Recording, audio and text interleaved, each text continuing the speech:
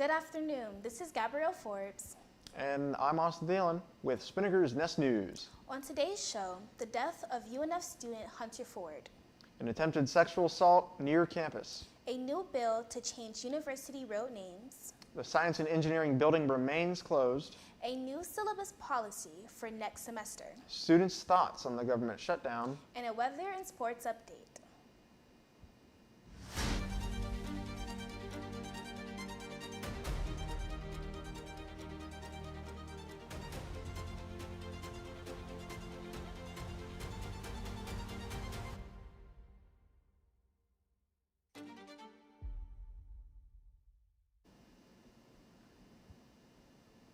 On Wednesday, October 8th, UNF student Hunter Ford was tragically killed in a motorcycle accident.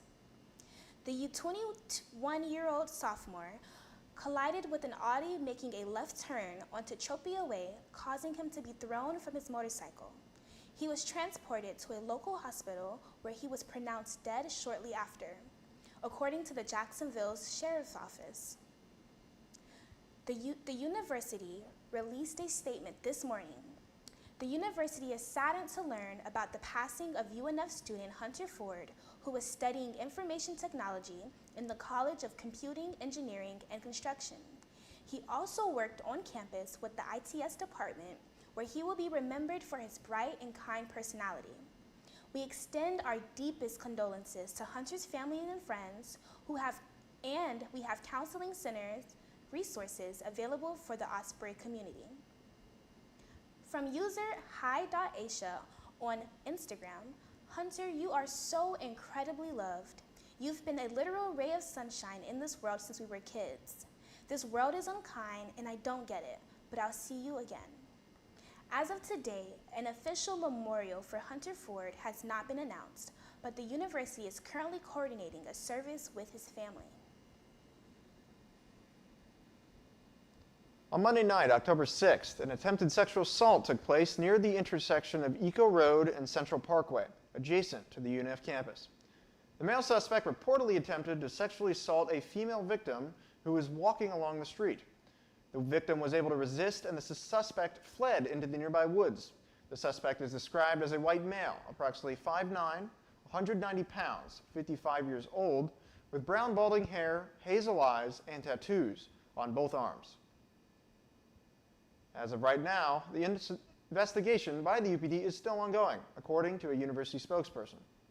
Anyone with information is encouraged to contact UPD at 911 for emergencies or 904-620-2800 for non-emergencies. And anonymous tips can be submitted through the UPD's Silent Witness program. Well, I'll tell you what, it was feeling pretty cool this morning.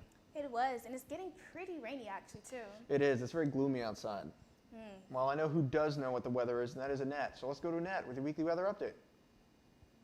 Hey Ospreys, happy Friday and welcome to your weekly weather update. Now today it's very rainy outside. It's been raining all morning and there's a 70% chance of rain at 4 p.m. And this rain will continue later into tonight. Now tomorrow on Saturday, there's a 50% chance of rain and wind gusts are up to 18 miles per hour.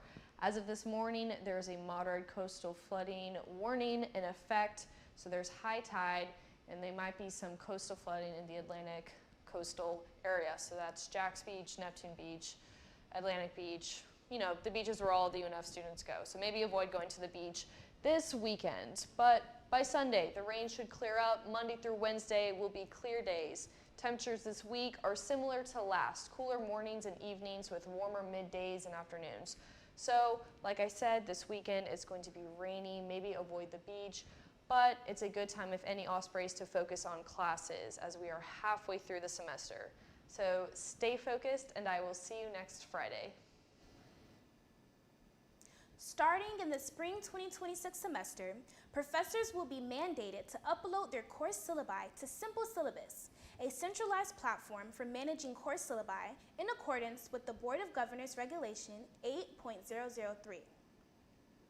While administrators and some faculty support the move for its consistency and compliance benefits, others warn that the increasing state oversight represents a threat to academic freedom and university autonomy. Michael Bender, UNF's interim assistant vice president of faculty relations, said, "Simple Syllabus will create a uniform presentation of syllabi across classes and will be easier for students to navigate and provide consistency for faculty." A proposed amendment to the policy will require professors to have the majority of a course uploaded to the platform 45 days before the start of a semester. At the September 25th Board of Trustees meeting, Chair Ali Corman Shelton said about the amendment, "I really think the Board of Governors should sit and think. This is something we, as a trustee group, should think. How much work are we adding to our staff? This might not be what professors want. This is a concern that I have strongly." UNF sociology professor David Jaffe told Spinnaker his concerns about the policy. Given his 40 years of teaching, now it has a single place to go to every syllabi. "My first reaction was, I'm a little concerned about this, given everything that's happening," said Jaffe. According to UNF's website, Spring 26 course syllabi will be available on Simple Syllabus by October 24th. As students may know, there was an electrical failure that has kept the Science and Engineering building closed all week. According to a university spokesperson, maintenance was able to begin working on replacing the switchgear. An emergency generator is currently powering critical facilities, but the building is closed for classes and other activities through Friday, according to a campus-wide email. Students should contact their faculty member if they have in-person classes scheduled today or tomorrow in Building 50. This week, Florida Representative Kevin M. Still proposed a bill requiring all public state universities and colleges to rename and dedicate a road to assassinated conservative figure Charlie Kirk. Universities who choose not to change the road names will have state funds withheld. The bill details which road names in each university would be changed to Kirk's name, meaning if the bill is passed, then by law, the University of North Florida must change the name of UNF Drive to Charlie James Kirk Drive. As outlined in the bill, this name change would affect the addresses of most on-campus residences.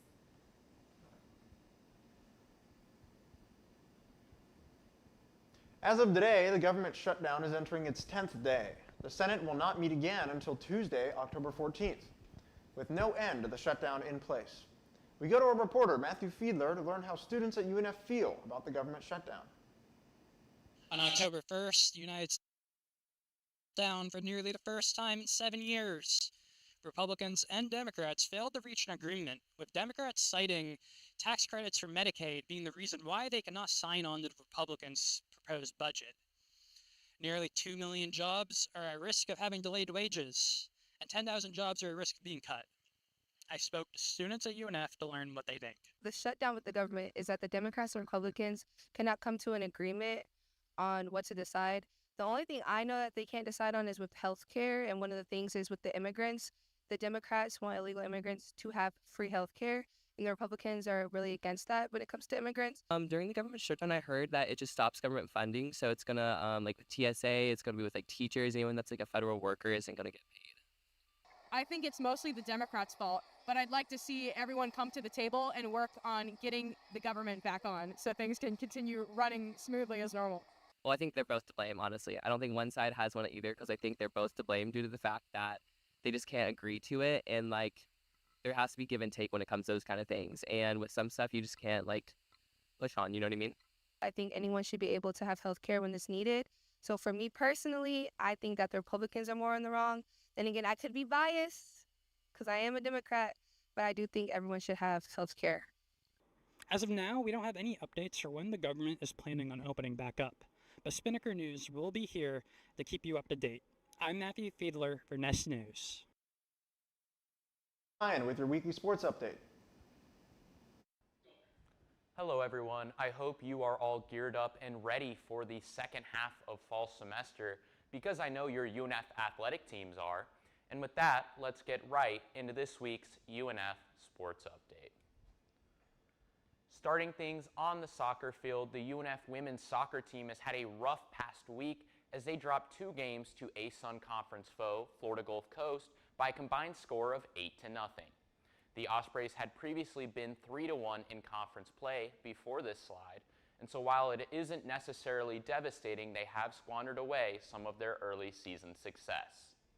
They will look to bounce back against the team they have already beaten this season in Stetson on Sunday during Senior Day from Hodges Stadium.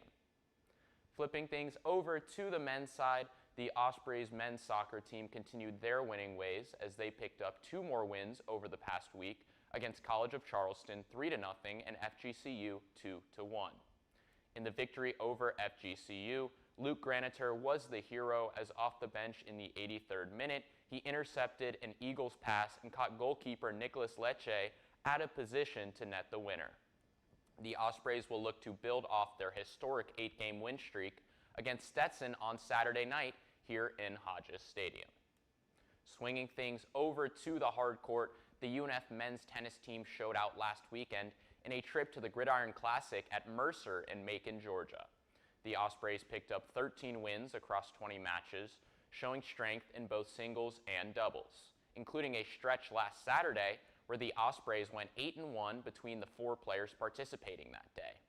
Some of the athletes that specifically showed out were Kyle Piqueros, who picked up the Flight C2 singles final crown and had a perfect record, and then Benjamin Scott, who pulled off an upset against the top seed in the tournament in order to make the finals. The Ospreys will look to carry their momentum into a trip to Gainesville for the ITA Southeast Regional Championships. Jumping into the pool, the Ospreys women's swim and dive team suffered a close loss at the hands of the Vanderbilt Commodores, 160-101. The hard-fought loss saw many UNF athletes stand out and have strong days, such as Riley McCormick, who picked up 3 victories in the 100-yard butterfly, 100-yard freestyle, and 50-yard butterfly, and Ashley Kirby, who notched 2 wins in the 50-yard breaststroke and the 100-yard breaststroke. The Ospreys will host their first home swim meet of the season this weekend as they welcome teams to the UNF Competition Pool Complex for the Ospreys Beach Blast Invite. Lastly, going over to the hardwood, the UNF women's volleyball team will look to stop their recent 3-game slide in ASUN conference play as they travel to Tennessee to take on both Lipscomb and Austin Peay this weekend. The Ospreys believe that they can build off the heartbreaking 2-3 loss to Central Arkansas after they got key production from athletes all across their roster, including freshman setter Evelina Giorgiani, who had 30 assists, and outside hitter Kaylee McKnight, who had 15 kills. And with that, that's all I have for you all today. See you next time. That's it for today. Spinnaker gives our condolences to the family and loved ones of Hunter Ford. We encourage students who are grieving or who need mental health support to visit the Counseling Center in Building 2, Room 2300. They're open Monday through Friday, 8 a.m. to 5 p.m., and you can call them at 904-620-2602.